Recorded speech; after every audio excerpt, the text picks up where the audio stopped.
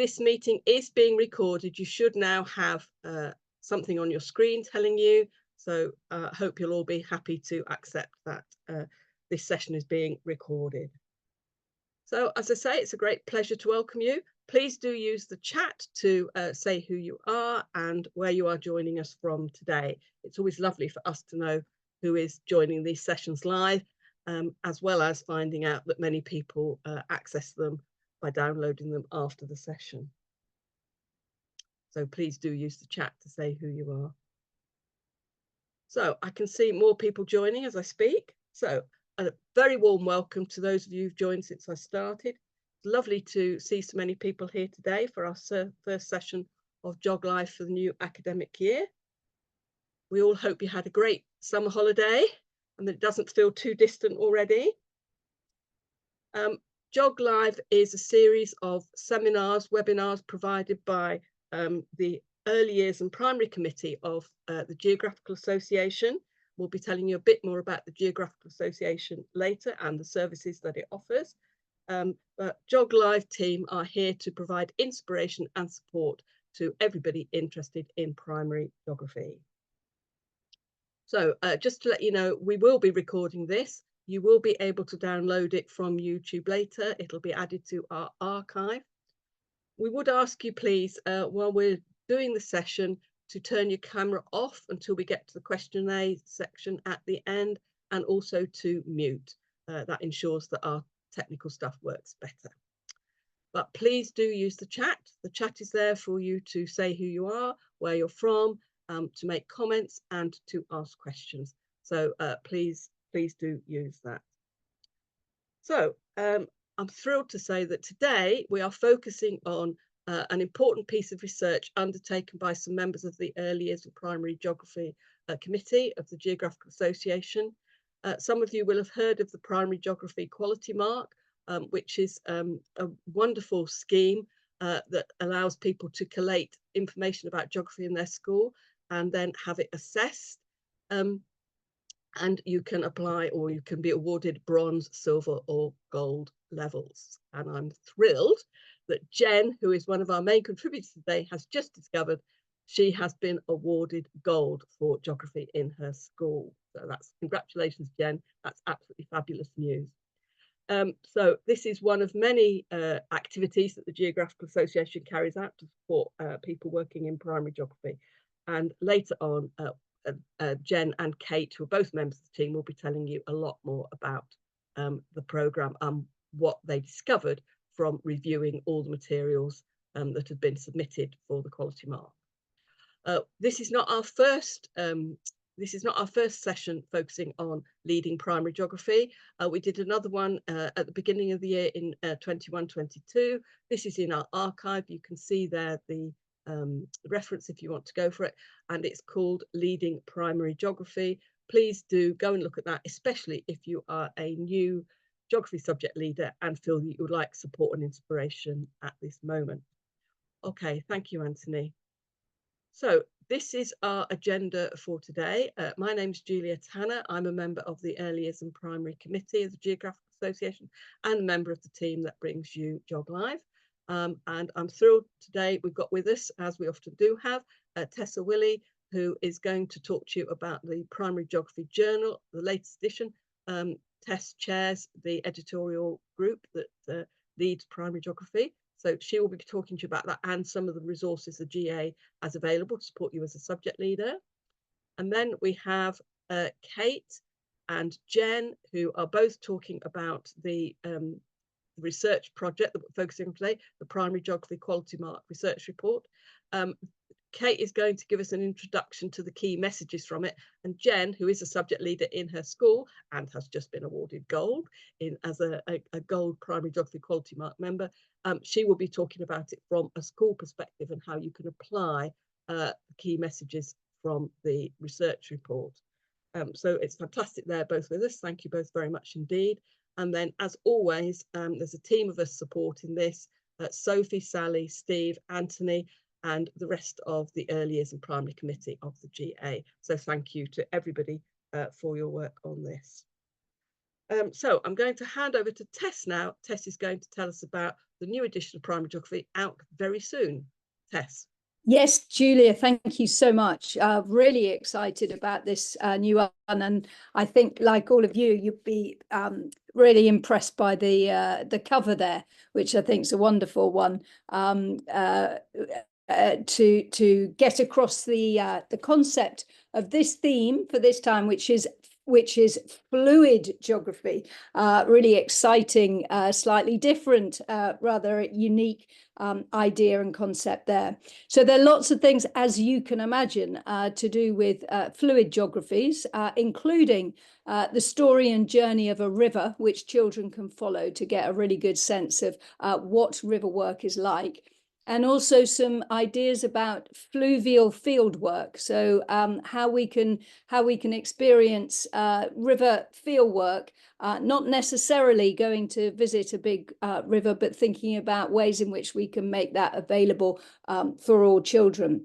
There's something as well from Guy Strobsol. Many of you, I'm sure, will have heard of Guy, who's done a lot of work around rainforests and looking at those. So there's a really interesting piece from him in there and talking about how that can be adapted to your own school context. Great article as well on sustainable schools and children taking climate change action. So really bringing in something around agency there and children being empowered to actually make change. Wonderful article from Sharon Witt, who's here today, and also Helen Clark, on walking with and learning from chalk stream magic. So I need to say no more about that one, because there is obviously in the title, there's lots of joy and magic in that around chalk streams.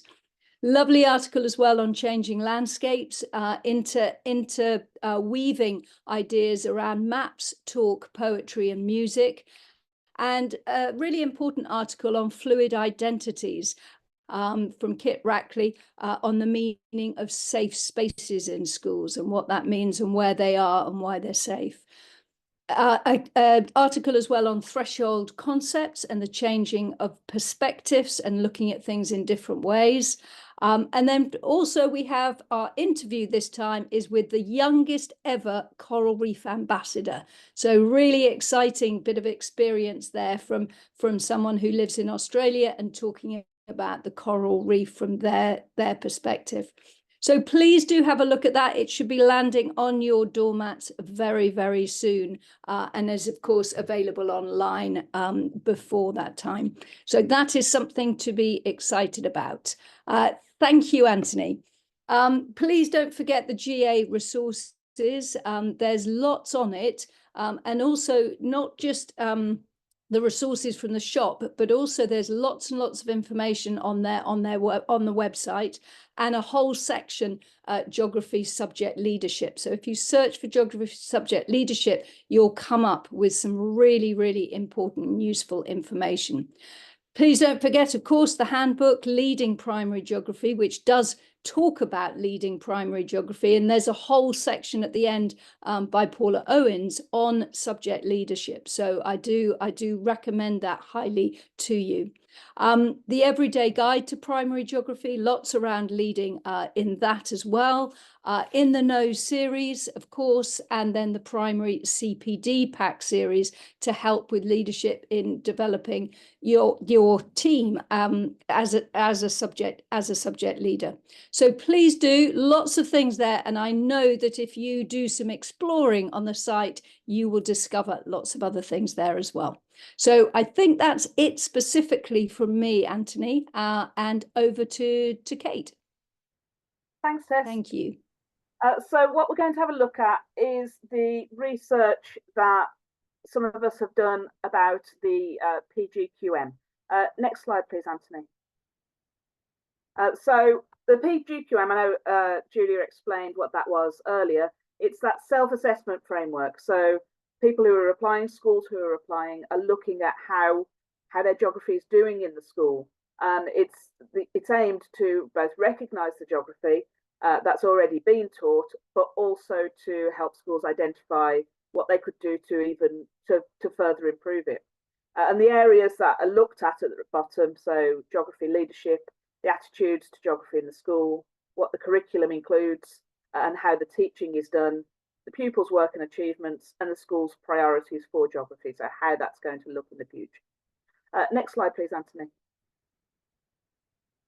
So the purpose of our study, so we had a group of people from the EYPPC who looked at the study of the PGQM, and we were looking in particular at the areas on the screen. So we were trying to see what was happening with different applications. So were there common areas that were being suggested as areas for improvement? Were there common suggestions for how these improvements could be made? And as well as what the improvements were, what was working really well as well? So what was particularly strong in a range of different schools? Okay, next slide, please, Anthony. So our main findings were, as you might expect, that the leadership was particularly important, but not only the subject leader, but that's what we're focusing on today, but leadership in a range of different guises. So the school leadership had an impact on what how well geography was being delivered. Obviously, the subject leader, the geography subject lead in the school, the class teachers and their leadership of the learning that was going on in their class, but also the children as well and how they were contributing to their education. And what we're going to do for the rest of my section is see how you as a geography subject lead can support all these different areas within your school. So what your role looks like in terms of supporting the school as a whole, your colleagues, the children, and seeing how that you can bring these ideas into your own practice as well. Okay, next slide, please, Anthony. Thank you. So what the PGQM research identified was that your role is absolutely pivotal. The role of the geography subject lead is absolutely fundamental in that range of different areas. So with the SLT, classroom teachers, the pupils, and also the wider community. So looking at how geography is presented to governors and parents as well. And it was identified that the most successful of the subject leads were really enthusiastic about their subject. It wasn't something that had just been given to them and I thought, I've got to do that. They really wanted to do it. And they were well informed. So they had that geographical understanding. They were able to support their colleagues in it as well. And they were supportive. And they knew where they wanted geography to go. So they had that idea of what they wanted to do with the subject in the school. Okay, next slide, please, Anthony. So in terms of responsibilities, and then we're going to have a look at responsibilities for different people. So this first one is looking at responsibilities for your own development. So knowing what is expected of you is really important, and having that action plan to know how you want to develop geography, and also identifying if you need any professional development. So is your subject knowledge, is it an area that you are confident in, or do you want extra support in developing that confidence in being able to lead others? And also enhancing and celebrating geography. So really shouting about it in your school and making it one of those standout subjects, not something that's taught and then forgotten about, but really stands out with other people, and how you're going to be enthusiastic in order to be able to do that, and how you can use professional development to develop that as well. Okay, next slide, please, Anthony.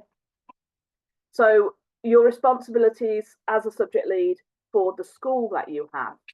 So ensuring that you have the support of your SLT and know what their expectations are, and making geography visible within school, and then engaging with organisations such as the GA and any local environmental organisations that you might have close to you that can enhance geography. So you can do that by having that clear vision. So you know how the subject is benefiting the pupils, what are the benefits and the approaches that you want to take into school, so that you can tell the SLT what those advantages are, and having that geography policy that puts those out, so you're very clear about what that aim is. Making sure that everything is inclusive of all pupils. So you've got access to different resources or different teaching that all pupils can actually access themselves. Looking and encouraging your SLT to support fieldwork, particularly local area fieldwork, but also for fieldwork that's further afield as well, so that you can make sure that every child has that opportunity to undertake some fieldwork across their year. And then also informing, see if you can get to a governor's meeting and tell the governors what is going on within geography that year as well, and really celebrating it with the governors and parents as well if you have that opportunity. Okay, next slide, please, Anthony. So for colleagues, so all your colleagues who may not be geographical experts, be that source of advice for them. So if they need that subject support, be that person that they can come to. And if it's something that you don't know, know where they can access it, know where you can find that information out as well, and knowing how you can access different professional development, whether that's leading that yourself or accessing it through providers such as the GA. Working communally with your colleagues to support their understanding and their teaching of geography, trying to find those different ways so it's not all text-based, finding those practical activities that your colleagues can put into practice as well. And ensuring that consistency, so checking on how teaching is going, checking on what the kind of work the children are producing, and those resources as well, what kind of resources are being used or what kind of resources are needed, and can you access any new resources if you need to. So we'd look at doing this through monitoring, auditing and evaluating the geographical provision across the school. Make sure you know what's happening in which year group, in which key stage, and check that people are confident in those different areas. So working with your colleagues to make sure that the vision for geography is what actually is happening in school, and enabling colleagues to appreciate that geography isn't that standalone subject, that it can work with other subjects as well, and maybe that's the way to get other colleagues enthused about it. Gathering feedback from colleagues, what are they thinking is working well, what aren't they so confident in, what haven't they had the opportunity to develop, how did fieldwork go, so did they actually take their class to do fieldwork, or is it something, are they confident in doing that, or do they need some support in doing that? And developing those resources, like I said, with them, what are they actually needing? Is there something that they want and they don't have? Have you got a geography budget that you can manage and prioritize what you're going to buy through that? Okay, next slide, please, Anthony.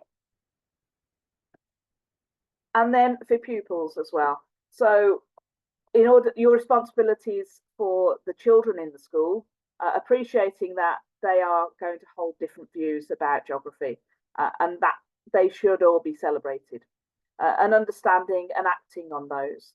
And through that, hopefully promoting their engagement with geography, and think about ways that their own experience can enhance the subject as well. So we can do that through gathering those different perspectives and finding out what children are enjoying, what children would like to focus on more. Something that I think frequently comes up is that it's learning about things that aren't relevant to children's lives. So finding out what is relevant to them and seeing how we can teach geography through those links as well. Finding about what children already know about geography, already know about the world. And obviously children in different parts of the country are going to have very different experiences and very different lives from children in other parts of the world. And then finding out how we can still get to that curriculum and teach that with all those different experiences that the children have, and their different needs as well, not only their backgrounds and their understanding, but where have they been in the world? What do they have an understanding of? And celebrating that and expanding that if we need to as well. And then enabling children to have wider experiences in geography, such as things like an eco club. So if children have a natural interest or a desire to further expand their understanding, then bringing in extracurricular opportunities for them as well. Okay, thank you, Anthony. And just a final reference slide, just saying that that was mostly from our main report on the PGQM, which is on the GA's website, on the research area of that, and also there was an article in the Primary Geography magazine in 2023, which looked specifically at the significance of the subject leader. Okay, thank you. So I will pass over to Jen. Hi, so I'm going to have a look at applying some of these findings to your own practice, having done this myself, so hopefully you'll find it quite helpful. I work in quite a large primary school in Reading, so it's quite a lot of maybe non-geography loving colleagues to get on board, so I will share how I did that with you in a moment. Next slide, please. So what I've got is a few quotes from the research paper that might panic you a little bit maybe when you first read them, or you think, oh my gosh, that's like too much. For example, the first one, the role of the geography subject leader was frequently cited as the key factor in determining the quality of a school's geography provision. Now that's all good and well if, like me, you know, you're the crazy geography lady, love geography, really enjoy teaching it. However, quite often we get given subjects that we are not the most passionate about to begin with, or we haven't done for a very long time, and we don't really know what we're doing. So I would say, especially if you're a new geography subject lead, your first steps are to audit your own subject knowledge. And actually, especially in my school, I had to really look at the EYFS and also look a little bit higher up as well. So have a good look at that national curriculum. You know, is there anything you need to learn about? Getting your SLT on side, and I will talk about this as well a bit later. It's important that you have the support of the rest of your leadership team, as well as the rest of your school. And again, we'll come to that again in a few slides. And then trying to identify some CPD opportunities for yourself. So if you're thinking, actually, my subject knowledge is okay for now, I might want to do a bit about actually leading geography, or actually, my physical geography is all right, my human geography is a bit dodgy, you know, just identifying from your audit your where you could find some CPD to help you. And once you've done that, if we have a look at the next slide, please. So how I did this, there's plenty of resources out there. As has already been mentioned, the leading primary geography CPD offered by the GA. There are other CPDs similar. Reading around the topic, either subject leadership, already mentioned leading primary geography, the primary geography handbook is really good, or even, you know, Volcanoes for Dummies. Books like that are actually just to get the basics. And this is, of course, free CPD through GeogLive. And even though I sometimes talk in these videos, these webinars, I actually learn a lot from them as well. So have a look and see what is offered. And that was kind of where I first started with my journey. I realized I could remember a bit of my geography, you know, I was quite enjoyed it, but there were gaps. And the next slide, please. And so once I'd like up-leveled my knowledge, I then decided to start with a topic that I really loved. And again, this will really help if you're new and you're not, you know, really sure about geography. Look for a topic or an area of geography that you really love, you have your own interest in, you know, you remember it from your school days quite well. If it's in your year group as well, that's really good because you're going to be teaching it. You're going to be going, that didn't quite work, this did work. So I actually started off in the year group I was in and really looking at rainforests because A, it's really good fun. B, I was teaching it, and C, I had some pretty good subject knowledge about it. This then meant that I started small, and we are 3 formentary, so I got my other 2 colleagues on board. They were like, this is actually really good fun. We're enjoying this topic. And then, as I've mentioned in the next point, starting small and showing the impact to SLT. So like I said, I tweaked the rainforest outcome in our year 4, and we got some really good learning outcomes. We got writing, so we got some cross-curricular outcomes. They were remembering more. We also, we were a Voice 21 school, really looking at the oracy, when kids love a topic, they're going to be able to talk about it more. So that improve their oracy skills. And also just my fellow teachers in year 4 really enjoyed teaching that topic and were then saying, oh, geography is really fun, you know, in the staff room. So start small and then you can go from there. Next slide, please. So another quote that came out of the research paper was, allied to the role of the subject leader, indeed essential for its success, was the support and encouragement of the school's senior leadership team. That's quite a daunting quote, I think, to read, especially if you're a new subject leader. So the first thing I would suggest is such like a cliched saying, but come with solutions, not problems. Okay, if you know your atlases are out of date, you've still got Yugoslavia in and all of that, USSR maybe, then you do an audit of your, you know, your resources, find some good ones to buy and go, you know, straight there and say, hey, I found these atlases, we need to update them. Show impact, and again, start small and then grow to show whole school impact. So if you're starting with one topic, and then you could do that year group, and then you could go to other year groups, or you could just start with looking at the actual outcome that you want for geography units, and you could put some more cross-curricular work in there. Pupil voice and teacher voice are huge as well for getting SLT on board. So you could start by doing, you know, a quick survey with the pupils. Once they're starting to enjoy their geography lessons, once they're starting to really remember it, be able to talk about it, your SLT start to notice that. And with your teachers, again, listen to what they're saying and see if you can find an easy way to get a few teachers on board, help them with their planning. Maybe you're in the year group, you do the planning, they're loving teaching it. Again, that will get around the staff room, it will get back to SLT. Or final option, might have done this a few times, just talk to them about geography until they just say yes, so that you will leave them alone. Might have done that a couple of times and it worked quite well. Next slide, please. So once you've started that, you could then look at a whole school audit. So looking at coverage, resources, teacher voice, pupil voice, seeing where are there any gaps.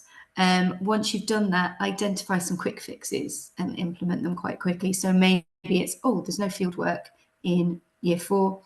I tell you what, National Festival of Fieldwork, let's just get in, you know, a standalone bit of fieldwork or one that links, that's fine. You're getting a bit of fieldwork in, that's a quick win. Oh, we need a few more compasses, we need a few more atlases so that people will use the resources, teach the lessons, really quick win. Linking and networking with other schools in the local area is also really helpful. They might have some resources you can borrow, they might have some planning you can have a look at, you know, talking, hashing out ideas. But do make sure you ask for the time to do all of this. It's really important that you are given the time to do it. Often I've found when you start to show more impact, you get a bit more time to do it. Next slide, please. So the final one is all about your colleagues. So the importance of teachers' geography subject knowledge. Geography may be viewed as a difficult subject by teachers without specialist knowledge. It's the cliche. Everyone thinks it's a bit of colouring in and looking at a couple of maps, maybe going for a jaunt to the park and back. However, geography is quite a difficult subject to teach. There is a lot that you need to know and you need to feel confident with. So some tips for getting your colleagues on board, especially if they were put off by some dodgy, you know, Oxbow Lake secondary education.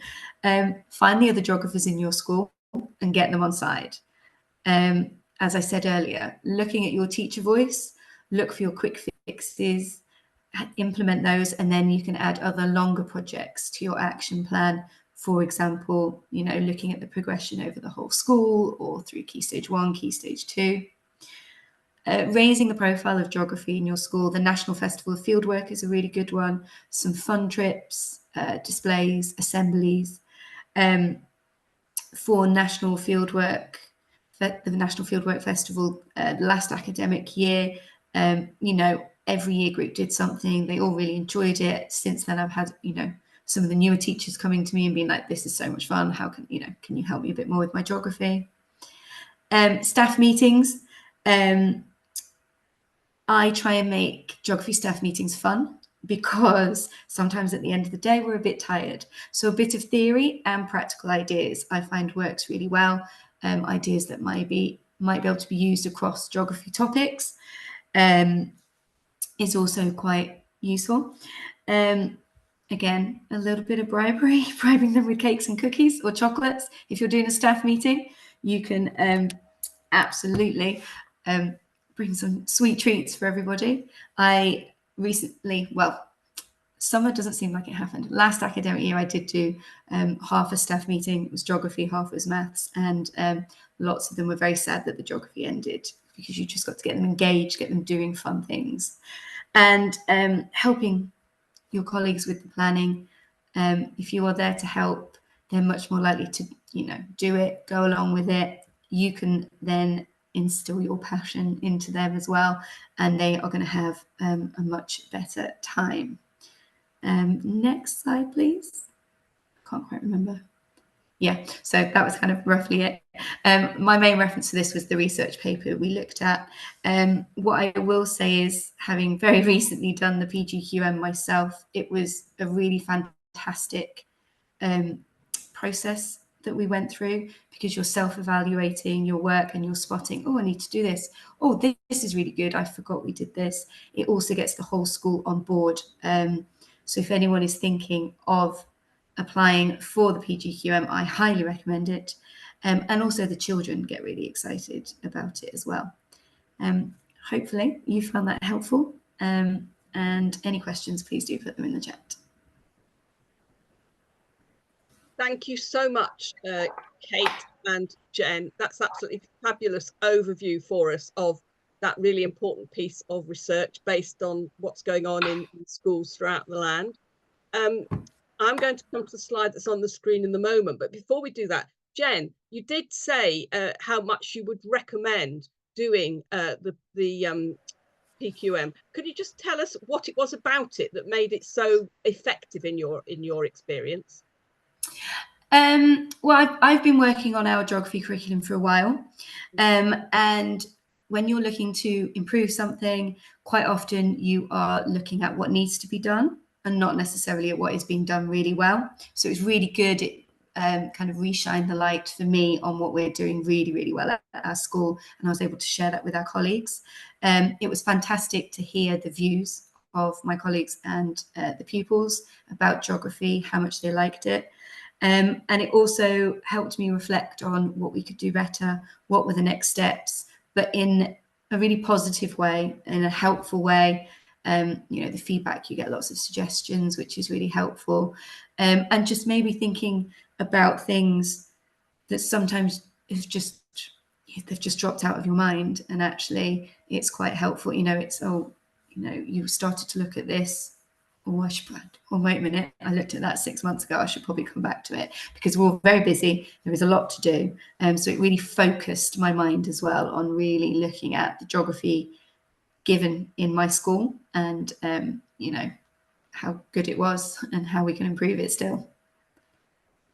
That's really helpful. So what it sounds like is that it gave you the impetus to notice what was already going really well, which, as you say, as teachers, we often don't notice what's going well. We only think about what we could do better, but it's fantastic to notice what we're doing well and to have some validation for that.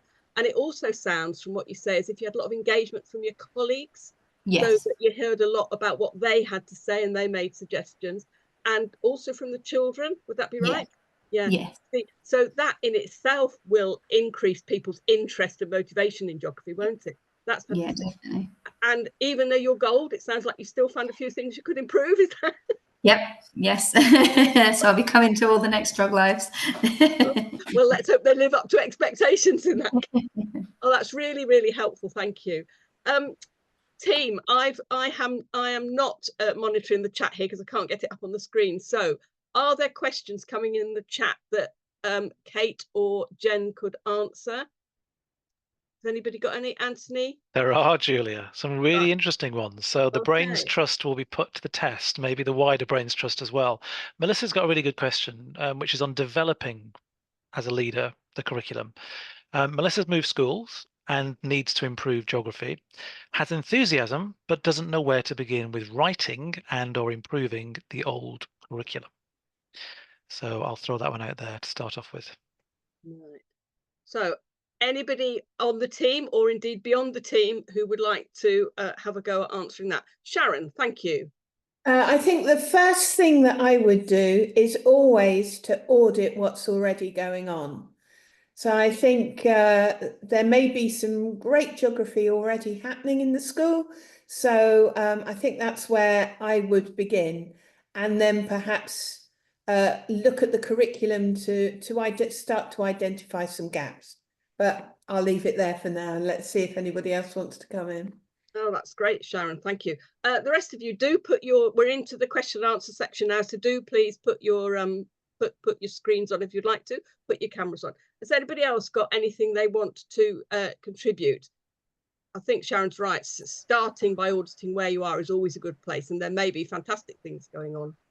I can't see everybody Jen? on my screen. Yeah, so that's exactly where I started when I did it, and then also look at the makeup of your school. We've added in more topics or countries to study that the children, either come from themselves. It's more relevant to them. And also you've got a wealth of knowledge in your school as well through children and adults. That's a really quick one to add in. If there's any gaps, think, okay. Or somewhere where they're not from. So we're very urban, Reading. So I've entered a topic about the Lake District because you couldn't get more different. It's an area I know really well as well. So I was able to put in this, choosing a contrasting area in the UK.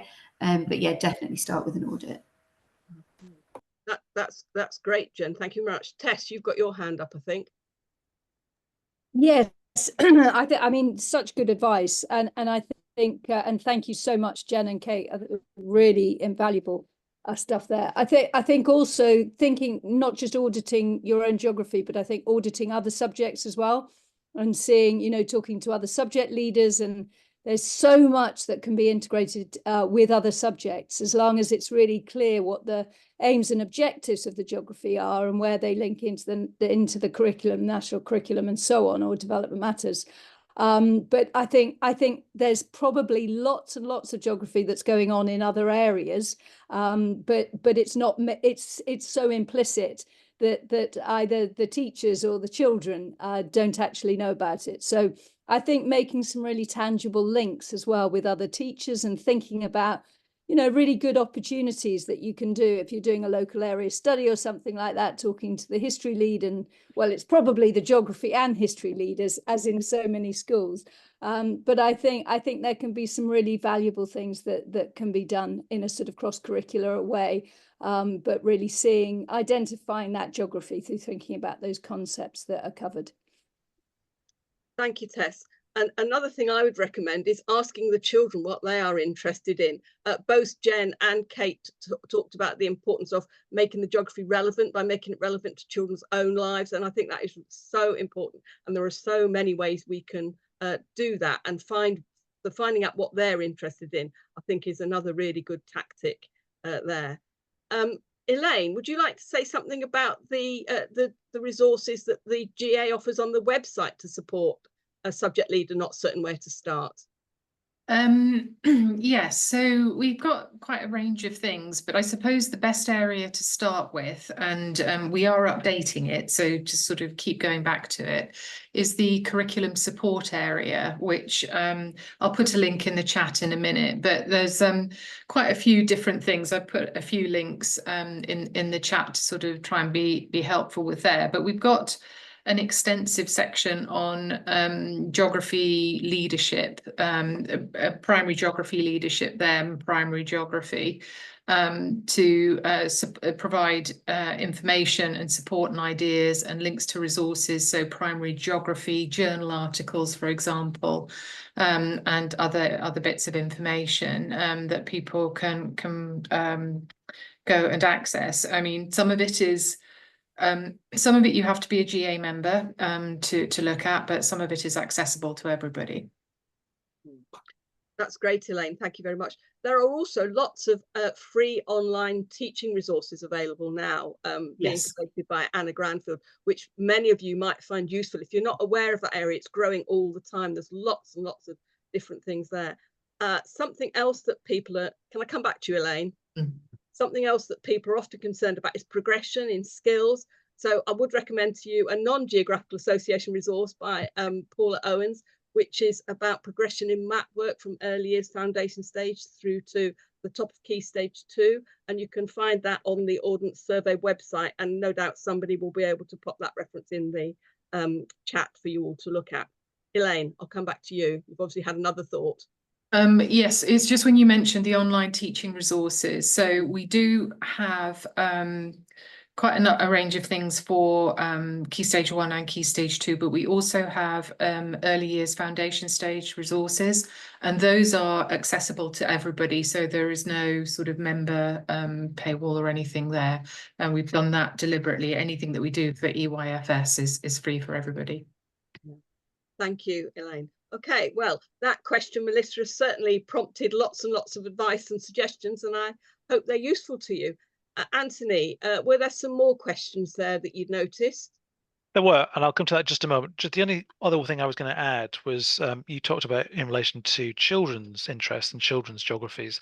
I think sometimes if I think about what was the most effective thing I did towards the later years of when I was teaching in a class was just do a short survey to parents and gathered what their jobs were, what their connections were, and how we could build that into the curriculum as well. So that's obviously allied to the children, but then when you get governors involved, maybe local places of worship, it's amazing the connections to the landscape, to the local environment that you have through people who can come in and talk. And that's always really valuable to add into your curriculum. And if you record it, audio, or if you record it through filming, you don't have to bring them in every year because that's not always possible. So I think these new technologies can really help us capture something that can be a really useful renewable resource there.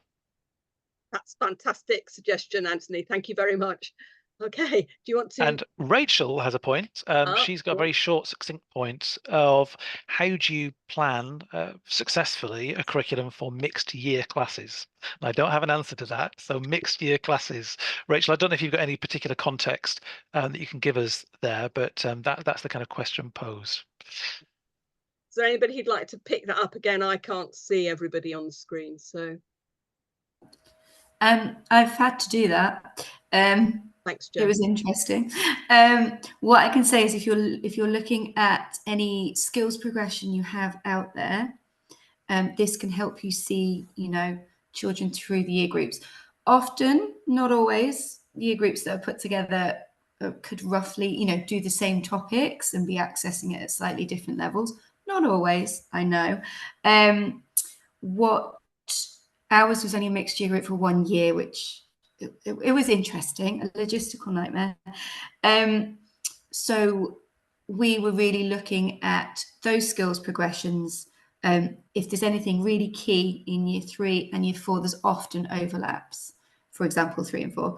And it might just be that you have to tweak what is already there. You could you grab, we had farming, and we also wanted to look at Europe. So we actually managed to do those 2 topics, but kind of mesh them a bit in the middle. So you could do it in 1 term rather than over 2 terms. I think you want to really, really think about what is the knowledge and what are the skills you want the children to know at the end of that year. And if they're obviously year 3, 4, if they then stay in the year 3, 4, it's different in different classes. Just think how you're going to have to tweak that next year for those children. So you could almost have a rolling of 2 yearly rolling topics might help with that as well. Yeah. Thank you, Jen. It's always great to get advice from people who've actually tackled the task and found a solution. Sharon, your hand was up. I was just going to say the same as Jen did at the end, really, that I for years ran mixed age groups, and we had 2 yearly cycles. And so the children one time may do, I don't know, rainforests, and then the next they would do whatever was due for them. And what we used to do was just make sure that over the 2 years, everything was covered. So the knowledge, the skills and the progression. And often that gave children who were younger, but perhaps got really good geographical skills, the opportunity to shine and to perhaps work with more able children. And that helped to really move their geography on. So whilst it was a logistical nightmare and we worked really hard to make our year groups single groups, there were some real advantages to it too. And we really quite liked our 2-year programme by the end. I don't know whether anybody's put any other solutions in the chat, Anthony. I know you're monitoring it, or if anybody else is monitoring it, I can't see it, as I say. Just a variety of articles, really, that will just perhaps speak about that are useful for people watching this after who can't access the chat. Plenty of online resources from the Geographical Association website. There's the GA shop, and Leading Primary Geography as a book has been mentioned. I put in there about the In the Know series, because I know that Jen talked about the importance of developing your own subject knowledge to be able to support teachers in your school. There's articles from primary geography journals. So obviously, if you're not a subscriber, that's really very, very helpful. And I put as well for subject leaders the jognc.wordpress.com site, which is probably about 10 years old almost now, which was put out there by the expert group for geography that helps support the writing of the national curriculum. And that's quite a good base site for additional resources that have been put together by people in this group and beyond. That's great, thank you. Are there any other questions coming up in the chat we could address now? Nothing else there at the moment. Okay, all right. So if anybody does have any other questions they want to raise, please, now is definitely the time to do it. What can we go back to the slides, Anthony? Because there were a couple we didn't get to. I just wanted to talk about some of these specific resources that the GA has, which have been mentioned, but maybe they'll make more, we can be more clear about exactly what they differently offer now. You can, when the tech works. Here we go. The gremlins are there. Oh gosh, where are we? There are lots of fantastic resources available on the GA website. Some of them are membership benefits only. Some of them are free for everybody, like the early years foundation stage support that Elaine mentioned, which is unbelievably popular everywhere I go and talk to early years colleagues. But we do have, oh, that's not what I was expecting, Anthony. Where's that come from?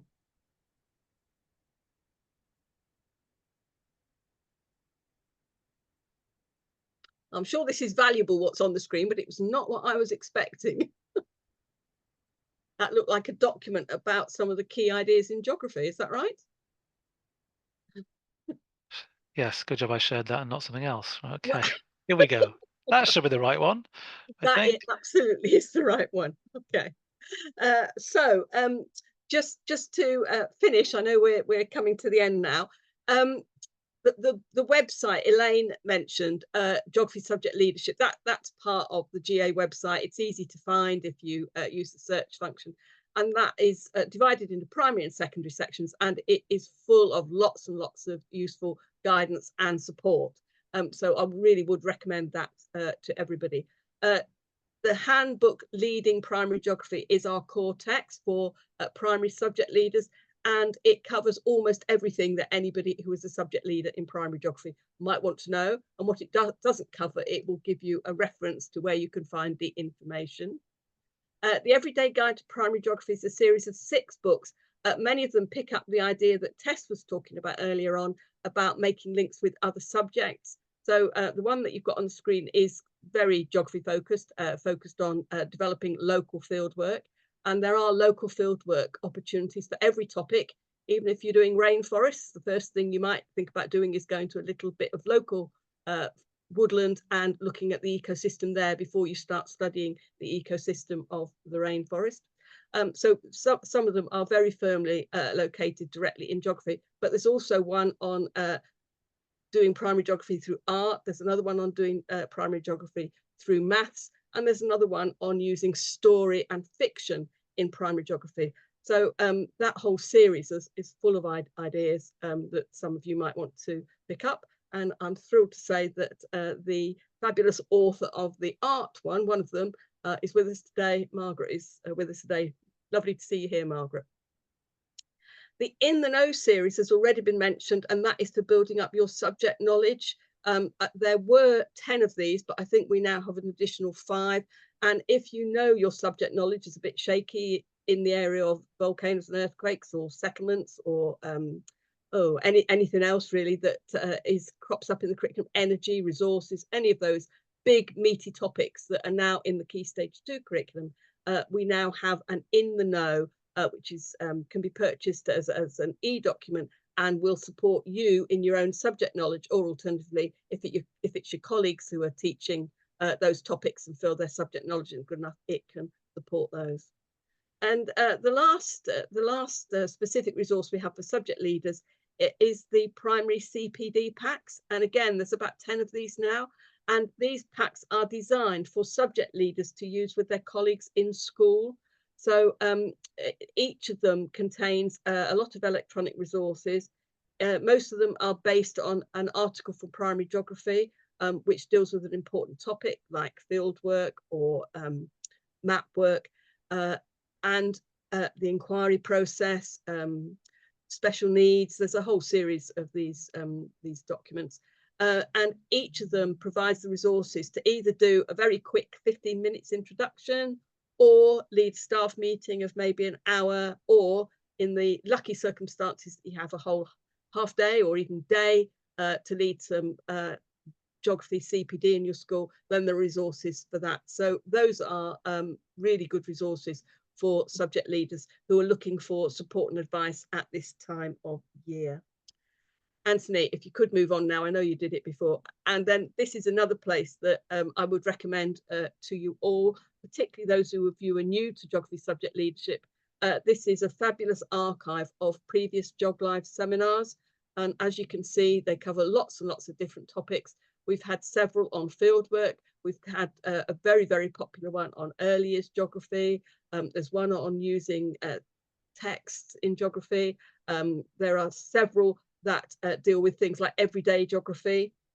There's one on Ofsted, the Ofsted view, teaching the UK. There's one on cold places. So it's a mixture of more general topics that might occur anywhere across your geography curriculum, and those specific things that we required to teach, like the UK in Key Stage 1 or cold places. So there's a great range of those. 2 we did last summer, or the summer before and last summer, on teaching place, which was a topic that Ofsted picked out last September as really needing attention, as was fieldwork. And again, we've got several webinars on those themes that you can download at your convenience to look at yourself, or of course to share with your colleagues in school. Okay, so this last slide just summarizes all the membership benefits that the J offers. Many of our resources are free to non-members, but of course there are many, many behind the paywall. So you can see on the screen there, there's lots and lots of opportunities there to get advice and support and inspiration if you need it. And I'll just finish, because I see it's very nearly time to finish. I'll just finish by telling you about our next Geography Live webinar. Our next one will be on the 13th of November. So it's another Wednesday evening. We always work on Wednesday evenings, the 5 to 6 slot. We do one each half term. The next one is on the 13th of November, and our theme is going to be Key Stage 1 geography. And this is building on the success and the great popularity of our early years theme, which we did last year. And it's proved to be one of the most popular downloads that we have from the archive. So it seems like a focus on a particular age range would be a good development there. So we're going to go for Key Stage 1. And one of the contributors will be Emma Till from Winchester University, talking about some fabulous work she did about a simulated trip to the Arctic with Year 1 and Year 2. Okay, is there anything in the chat that we could answer now briefly, Anthony, before we finish? Or Nothing else. Thank you very much. Okay, all right. Okay. Is there anybody in the team who would like to say anything before we finish? Again, I can't see people's hands, so I'm hoping you'll shout. Okay, all right. Right, well, thank you very much indeed, all of those of you who joined us today. It's lovely to see so many people here at what is a ridiculously busy time of year in school. I know, second week of term for most of you, so well done for making it on a Wednesday evening at 5 o'clock. I hope you have a lovely evening. I hope your term has started well. Please do come back next time. And if you're not able to come back next time, remember we have the archive, and this webinar will be uploaded later today alongside all our others. So please do use these. This is a project developed by the Early Years and Primary Committee of the GA to support our colleagues out there in school, and we very much hope that it is of use to you. Thank you very much indeed for coming. Have a lovely evening.